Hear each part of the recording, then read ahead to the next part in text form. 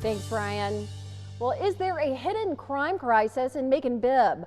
That's what our Project Macon team set out to answer. Our Brittney Miller caught up with those in our community who are working one-on-one with victims and survivors. She brings us the story. I don't know how we get to a point that people don't choose violence anymore.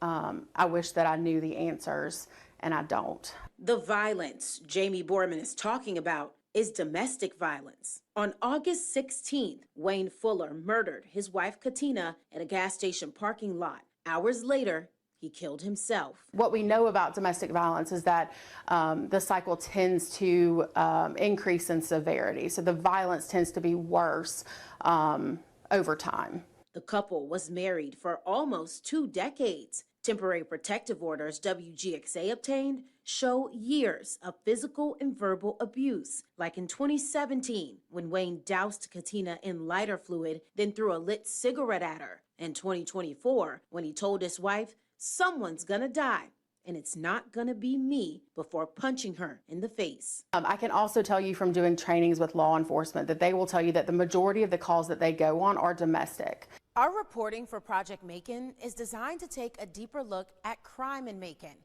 Domestic violence is a crime that doesn't usually make the news until it becomes life or death for the victim.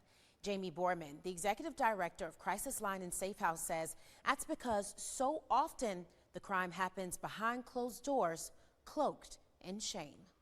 I can't give you a number specifically for how many people in Macon-Bibb are experiencing domestic violence, but we know that generally speaking, 1 in 4 women will experience domestic violence in their lifetime and 1 in 9 men.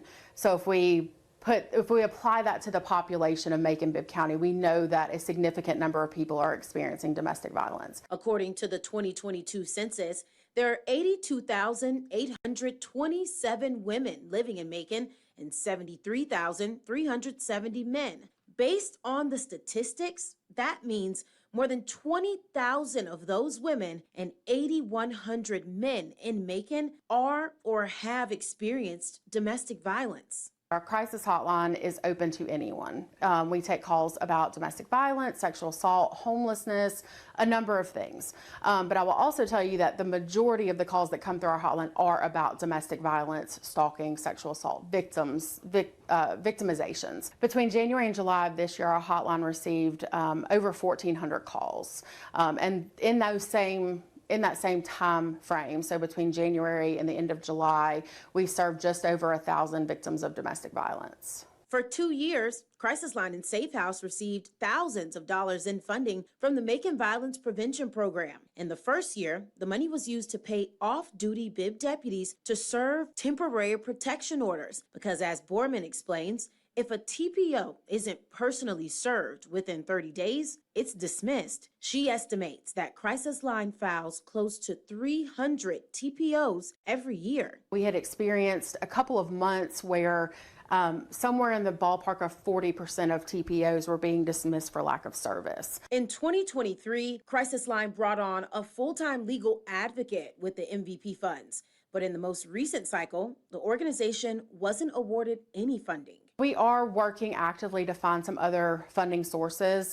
We haven't eliminated a position at this point. In fact, they're planning to create another position, a part-time compliance officer, to better protect victims after a TPO is put in place. The compliance officer would be responsible for reporting back to the court if someone is not complying with the judge's order. Though they're working to expand services, Borman wants victims to know that Crisis Line and Safe House is available 24 hours a day to pick up the phone when it's time for them to make the call. If they're not ready to leave, if they don't think it's safe for them to leave, we want to give them support. We want to give them their options, but we're not going to force anyone to leave. We want them to be able to make that decision in the way that is safest for them.